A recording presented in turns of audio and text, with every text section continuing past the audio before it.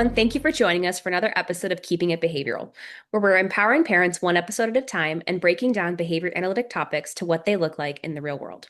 My name is Ray Trank, and I'm joined by my co-host. Justine Cardoza. And today we are going to do a very good foundational episode for Autism Acceptance Month. Um, Yay. Yes, which is super exciting. And so this one is all about what autism spectrum disorder is.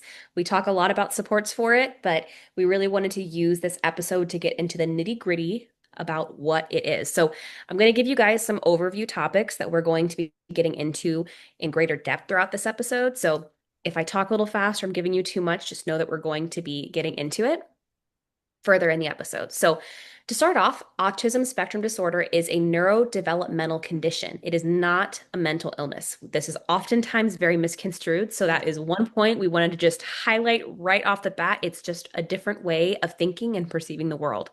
It's characterized by differences in social communication and interaction, and often and sometimes is coupled with restricted, repetitive patterns of behavior, interests, or activities. Of course, the severity of this can vary greatly depending on who you're interacting with, which we will get into more in this episode. Autism is present from early development, even if it's diagnosed later. And lastly, autism is not caused by parenting, trauma, or vaccines. I know that might be a hot Right. take for some people consuming this, but it is fully genetically based. It is not something that is caused by any of those factors that I just mentioned. If you guys are curious, even just based off of those initial facts, we are going to be citing some sources throughout this episode because it is a lot of information. So we wanted to give you guys some different places you guys can look to learn a little bit more about autism. One is the American Psychiatric Association. Next is Center of Disease Control and Prevention, so CDC, as most people know it, and the National Institute of Mental Health. Those all have excellent resources and actually will back up all the facts that I just mentioned prior.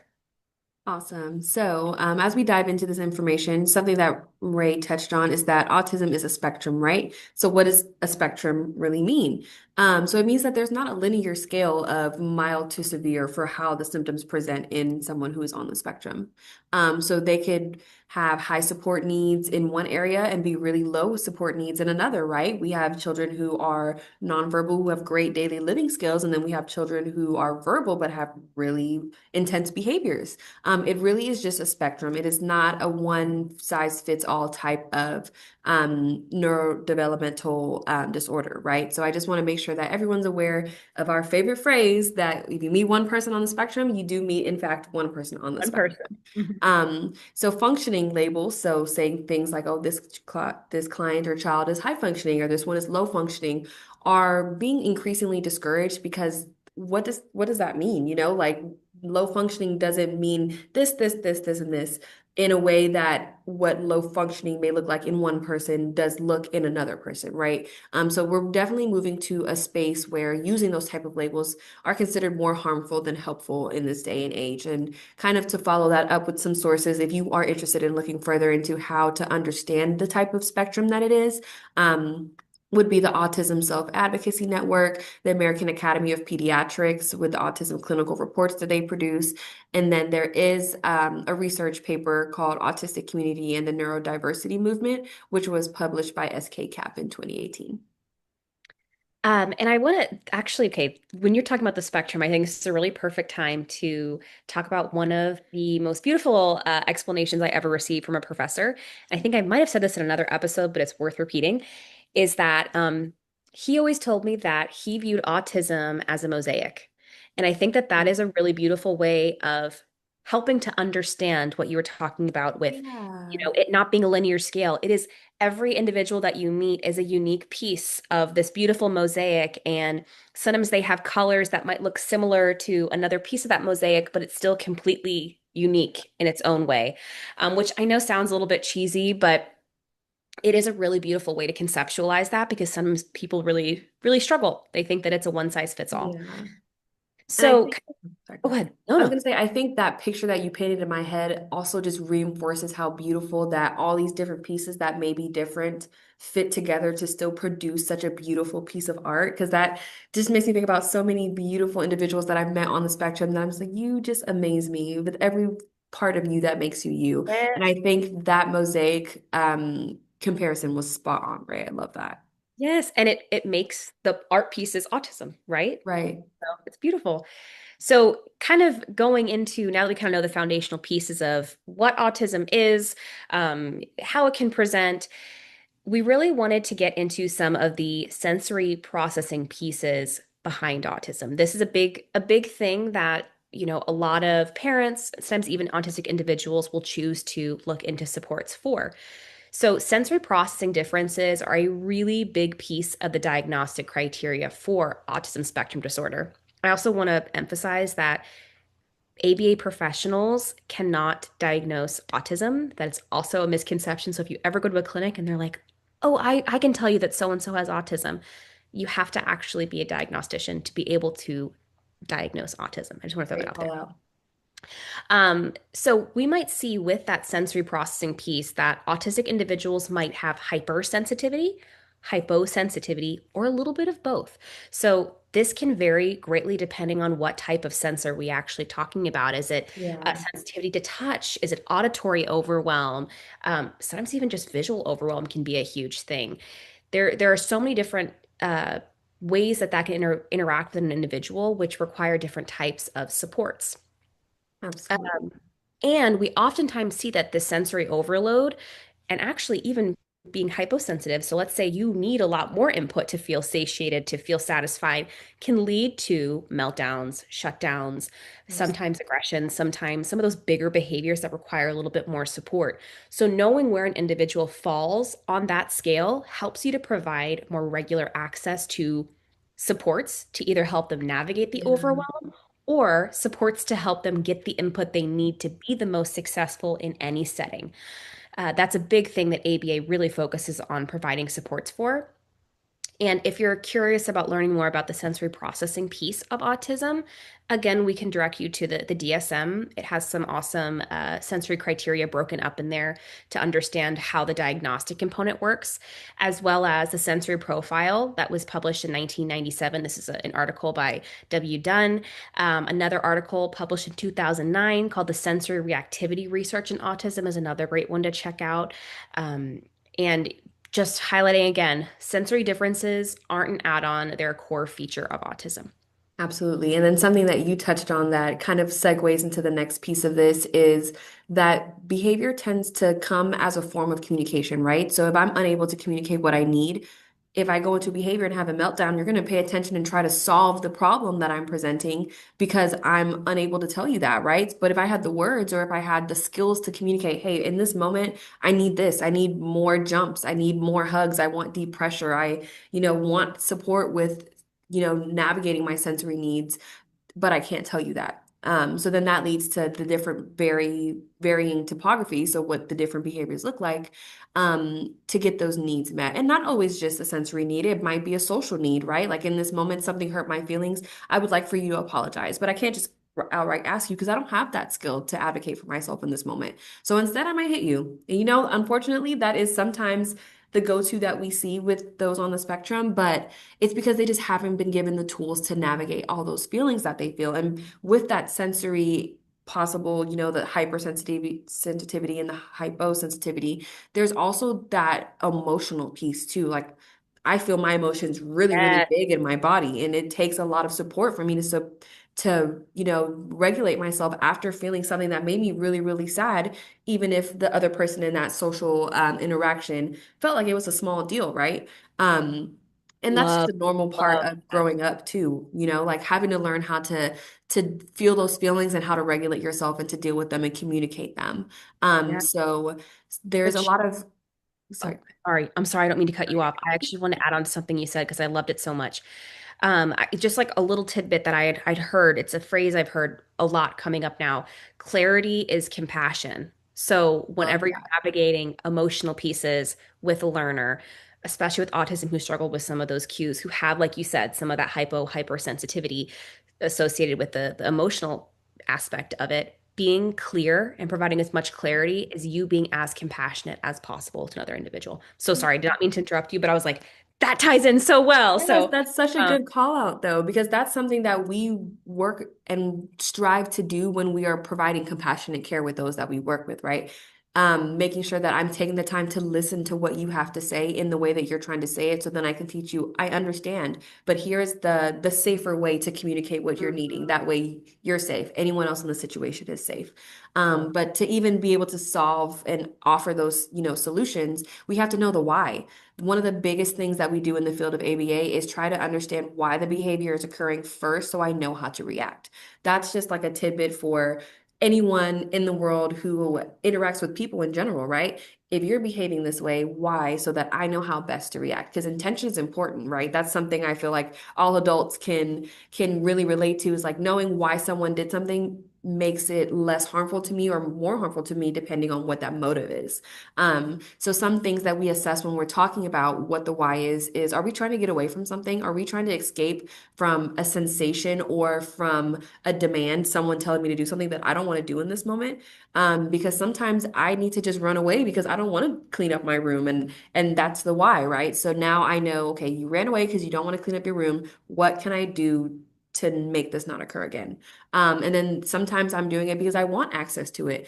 If I'm crying because you took my iPad away, maybe I want my iPad back. Maybe I wasn't done doing what I was doing, right? So I'm gonna engage in this behavior because you're like, okay, what can I do to solve this problem? And maybe I might get my iPad back, kind of trying to see what I can get away with. And then if something doesn't feel good, I want to be able to let you know that if I have a headache, can you grab me some medicine so that I can get rid of my headache? The other option of that to be, if I can't ask you for that, I might hit my head on the floor because I'm like, please stop hurting, So really just being able to analyze the behavior and say, what is causing you to feel this way? And a lot of times, challenging behaviors increase in environments and spaces where no one in this space can understand what I need. There's nothing in this space to meet my needs. If I really want to bounce and I love to just be jumping, if there's nowhere for me to jump and people are not supporting me and allowing me that space to jump, I might be a little bit more angry in this space than anywhere else that you see me because it's mismatched. So just making sure that you're able to know the why behind the behavior is already half the battle in figuring out how can I support the needs of someone on the spectrum. So just some more information if you were interested in kind of diving deeper into what we call the function, the why behind the behavior. Iwata is someone who's really popular in the ABA field. So the functional analysis of behavior by Iwata, McCord, and Hanley, published in 2003 would be 203. 203. Yeah. In 2003 would be a great one to look into the functional assessment and program development. That was published in 2015 by O'Neill and et cetera. And then also just looking into the National Autism Center and looking up the National Standards Project. They have a lot of good information about understanding what a function is and how to navigate those. And that's another thing. I'm always like plugging ABA here, but sometimes it's really hard, even if you know all the different functions of behavior, to say, oh, that's definitely attention, or oh, that was for access. And sometimes behaviors have multiple functions, and that can be really challenging to navigate. So again, leaning on professionals who can help you really understand what behavior is trying to communicate is huge when navigating this journey. Absolutely. So those resources you gave were awesome, which ties in actually to evidence-based supports for autistic learners. It's another section we kind of wanted to cover just to support everyone in understanding and unraveling what autism is. So evidence-based supports are huge. The reason why is they've been studied. We know they're effective. We know they work. Of course, how they went about different studies, that changes depending on the time period about what's ethical. But you can use that as a springboard to understand motivations, to understand why things worked, and tweak them to fit situations in the now. So there are a few evidence-based supports. Of course, ABA is on that list. Empirically based, evidence-based treatment, speech language pathology, experts, occupational therapy, parent coaching can also be an evidence-based support, which oftentimes the parent coaching is a component of, all of those other professions that I've also mentioned. And effectiveness depends on how individualized the therapy is that you're receiving, how individualized the Absolutely. treatment is. the developmental appropriateness of what's being targeted, Whew, and the that's a big emotion, one. right? Right? And the emotional safety. So when you're navigating what type of evidence-based support is the best for you or your child, considering those three components is going to be crucial in deciding what is the best fit. And sometimes you might need a few little bit of everything to Yeah. provide a well-rounded holistic approach to ensure that every area that maybe needs a little bit of support is getting that attention, because what a behavior analyst can offer is not the same as a speech language pathologist. It's Yep. not the same as an occupational therapist. No one therapy is going to address every single need that a person has. So doing your research on what the deficits that exist are, and then targeting that via an evidence-based support is going to be the best bet that you have to support an autistic learner. And kind of going into what evidence-based supports are when we're looking at sources, again, plugging the National Autism Center, that National Standards Project is a great way to disseminate some of this information. The American Academy of Pediatrics, the Autism Clinical Guidelines. I'm no, oh, that last name, Schreiben, Schreiben man. You got any guess? It's the last name. Thriveman? You read it and you're like, I'm not sure, Probably but German. Love yeah, that. probably is. But it's a 2015 article, the Naturalistic Developmental Behavioral Interventions. Love that. So that was a lot of great information, and being able to really look into, that individualization piece is what's going to make the difference between those supports being appropriate and not appropriate, right? Just making sure to consider those things. So something else that Ray mentioned earlier in the podcast was talking about how autism is not a mental health disorder, right? But although they are not the same thing, you do tend to see higher rates of those on the spectrum also having a comorbid diagnosis. And what that means is that along with ASD, there is another other diagnosis that could be it could be a Occurring. physical ailment, it could also be a mental health issue. And studies have shown that those on the spectrum have higher rates of anxiety, depression, and more intense trauma responses. And this is something that is important to know because part of that individualization piece is if we are also tackling things like ADHD or anxiety or depression, there are other things to consider when doing that programming or those responses in those moments when there are behaviors occurring. So something that is always really big about making sure that you are individualizing things is knowing all of the information to make an informed decision, right? So being able to know, hey, if this is something that works for you, then we're going to continue to use it. But if there's something that might be throwing it off a little bit, then maybe there's something else going on in this moment that's making it not work if it used to. And picking up on those changes to say, hey, there's something that might be going on, and I want to make sure that I can support you in figuring out if there's something else going on or if this is strictly behavioral in that type of sense. Um, and then that can also tie into masking, right? When there is anxiety, for example, even social anxiety, there's a higher chance that masking is going to occur because I'm going to pretend to fit in with everyone around me, even though my body feels like I need to flap my hands or my body feels like I need to scream and sing and stimulate my vocal cords. But having that pressure of masking to either fit in or to fit in with people or to fit in with the environment that you're in can cause even more mental health risks down the line. So just making sure that creating those spaces and those environments that masking is not necessary and having that space to let those who do mask, maybe they're going to school and they have to mask, but they don't have to, but they feel like they're compelled to, that they can come home and just decompress and be themselves and really have the space to know that they are loved exactly as the beautiful mosaic that they are. So some of those sources. Ooh, Good tie ooh. back, right? Someone make that little quote. Um, That was good. but some of the sources that are really helpful in understanding some of those mental health risks with those that are diagnosed with ASD would be the mental health in autistic individual or adults research paper that was done in 2018 by Cassidy et al. Autistic Masking, which is another research article done by Hull et al. In 2017. And then, of course, the National Autistic Society will have a lot of great resources to understand what comorbid diagnoses are and how to support those.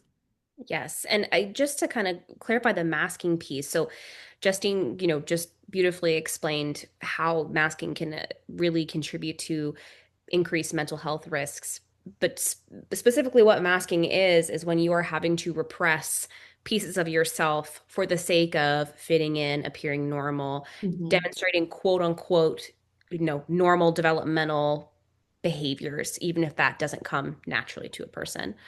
So I love that. All the tie-ins that you did were so beautiful.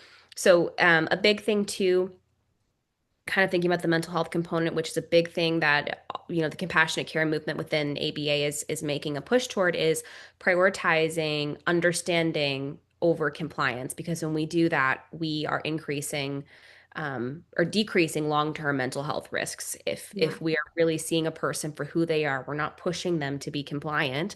The goal is learning, being who you are, and being supported and loved for who you are.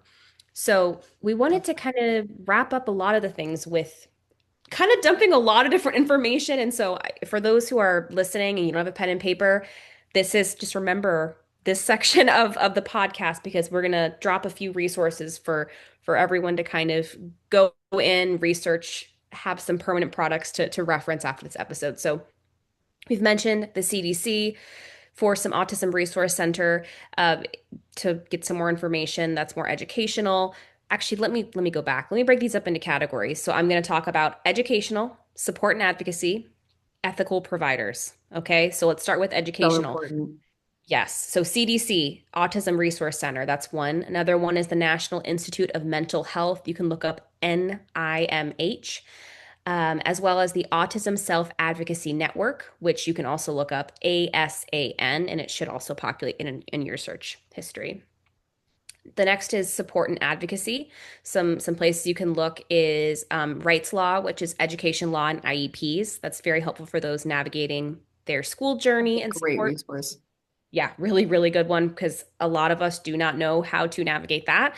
So that's a really great one to get some additional support, as well as the Parent Training and Information Centers, which you can look up PTIS. And then whatever your local disability right organizations are within your area, that's a really great place to look for how you can get involved and advocate for the community.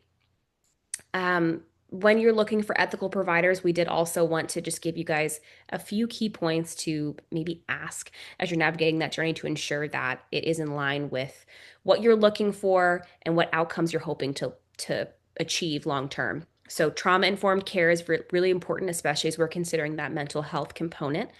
Another thing is neurodiversity affirming practices. So we're not looking to change an individual, but instead support them. Yep. And then, of course, goals that go beyond compliance and actually look to nurture the individual so that they can live a happy, healthy, and fulfilled life.